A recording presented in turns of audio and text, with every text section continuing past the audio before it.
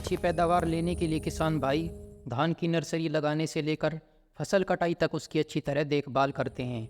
लेकिन मौसम में बदलाव के कारण धान की खेती करने वाले किसानों की चिंता बढ़ने लगती है, क्योंकि बदलते मौसम में फसल में पत्ता लपेट सुंडी लगने का खतरा काफ़ी बढ़ जाता है।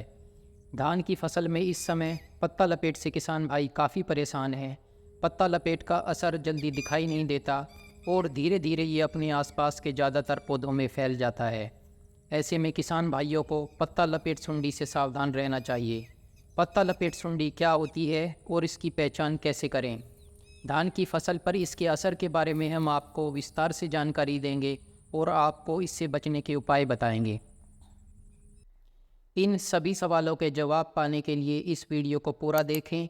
अगर आपने हमारे चैनल को सब्सक्राइब नहीं किया है तो सब्सक्राइब कर लें और बेल आइकन भी दबा दें, जिससे आपको ऐसी ही नई नई वीडियोस की नोटिफिकेशन मिलती रहे। पत्ता लपेट सुंडी एक छोटा सा कीट है जो चावल के पौधों को नुकसान पहुंचाता है। इसे पत्ता मोड़क, लीफ फोल्डर या लीफ रोलर भी कहते हैं। यह कीट रोपाई के 4 से 6 सप्ताह बाद ही लगना शुरू हो जाता है और बालियां बनने की अवस्था तक धान की फसल को नुकसान पहुंचाता रहता है। यह कीट उन क्षेत्रों में ज़्यादा लगता है जहां बार बार धान की फसल ली जाती है। धान की अगेती फसल में यह ज़्यादा लगता है।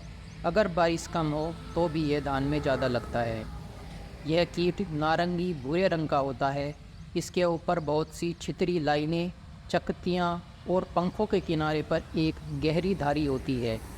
इसके जीवन चक्र में 4 मुख्य अवस्थाएं होती हैं: अंडा, लार्वा या सुंडी, प्यूपा और वयस्क कीट। इसकी साल भर में 6 से 7 पीढ़ियाँ होती हैं। इसकी मादा पत्तियों पर तकरीबन 300 अंडे देती है। अंडे देने की अवधि 3 से 4 दिन होती है। अंडों से निकली हुई सुंडियों का रंग हरापन लिए हुए सफ़ेद होता है। सुंडी की अवस्था 15 से 17 दिन रहती है। प्रारंभिक अवस्था में अंडे से निकला हुआ लार्वा पत्तियों को नहीं लपेटता, लेकिन बड़ा होने पर अपने चारों ओर पत्तियों को एक ट्यूब की शक्ल में लपेट लेता है। इसी ट्यूब के अंदर लार्वा पत्ती को खुरच कर खाता रहता है, जिससे पत्तों के ऊपर सफ़ेद रंग की धारियाँ पड़ जाती हैं और पत्तियाँ झुलसी हुई दिखाई देती हैं। पत्तियों का ऊपरी हिस्सा मुड़ा हुआ व एक दूसरे से चिपका हुआ रहता है। इसकी सुंडियाँ पत्ती के मोड़ों के अंदर बनी रहकर पत्तियों के हरे हिस्से को चूसती हैं, जिससे पत्तियाँ सफ़ेद, झिल्लीदार, मुड़ी हुई और झुलसी हुई दिखाई देती हैं। धान के पौधों में हरा पदार्थ ही बालियाँ बनाने में मदद करता है, लेकिन पत्ता लपेट सुंडी के कारण पौधे भोजन नहीं बना पाते और कमज़ोर पड़ जाते हैं, जिससे फसल किसी काम की नहीं रहती।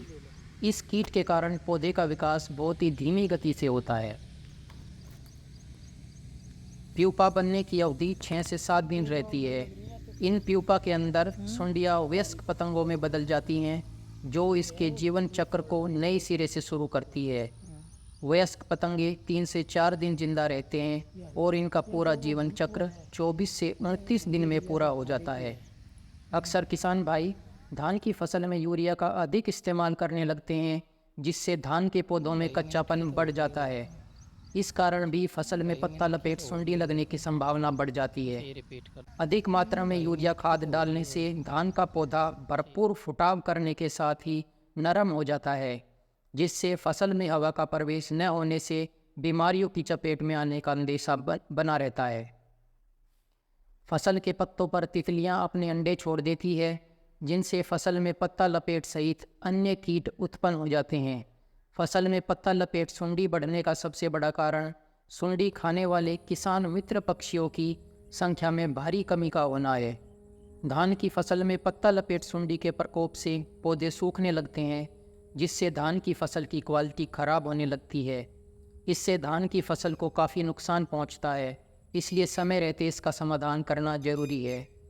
इसकी रोकथाम के लिए खेतों में सभी खरपतवारों को नष्ट कर दें और पक्षियों के बैठने की जगह बनाएं।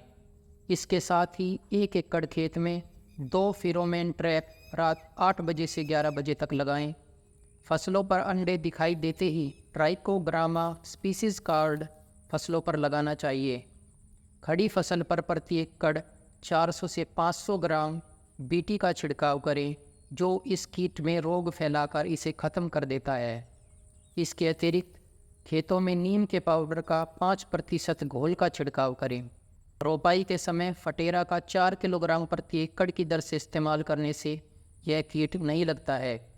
1 एकड़ खेत में 60 मिलीलीटर कोराजन का 150 लीटर पानी में घोल बनाकर स्प्रे करें। कार्टेप हाइड्रोक्लोराइड 50% SP का 400 ग्राम प्रति एकड़ छिड़काव करें। इमेडाक्लोप्रिड प्लस साइपरमेथ्रिन का 1 से 1.5 मिलीलीटर प्रति लीटर की दर से छिड़काव करने से तत्काल लाभ होता है। यह बहुत ही नाजुक कीड़ा होता है। यह हवा और बारिश में गिरकर भी मर जाता है। एक बांस लें 10 से 15 फीट लंबा, उसके दोनों किनारों पर रस्सी बांधें और उसे खेत में चलाएं। उससे भी यह मर जाता है। इससे पहले उस समय खेत में पानी भरा रहना चाहिए। यह कार्य बालियाँ आने से पहले ही करना चाहिए, उसके बाद नहीं करना चाहिए। छोटे डंडे से पत्तियों को ऊपर से हिलाए तो उससे भी यह मर जाता है। आज के लिए इस वीडियो में बस इतना ही। उम्मीद है आपको ये वीडियो पसंद आई होगी। अगर आपके पास भी कोई सुझाव या सवाल है तो कमेंट सेक्शन में ज़रूर लिखें। धन्यवाद। मिलते हैं अगले वीडियो में।